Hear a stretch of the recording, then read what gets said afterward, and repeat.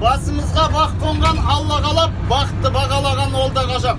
Аспан асты жер үстін тойғып жүрген ассалаумағалейкум арма қазақ. Қазағым, сені көрсем шаттанамын, кондуктор болғаныма мақтанамын. Олай болса жолаушылар дайындалыңыздар, жол ақысын жинауға аттанамын дейді.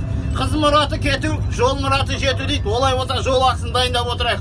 Құрметті жолаушылар, оңай карта болса оңай карта басамыз, оңай жоқтар карман ашамыз дейді. Жырлардың айқын асып жоталарын, мен бүгін әр сөзімнен оталамын.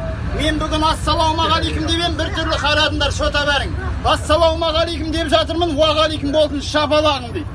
Ақталған ағарман үміттері, қашан көрсең жүреді күліптегі. Қаумалаған ағайын, аман мысың алматының қыз жігіттері дейді.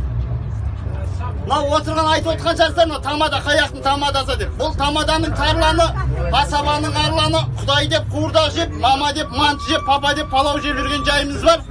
Өзім таныстыра кетер болсам, екі таудың арасы, жатыр қоям баласы. Танымасаң танысайық, мен Нұрғали, Қызылорда облысы, Шел ауданының баласы.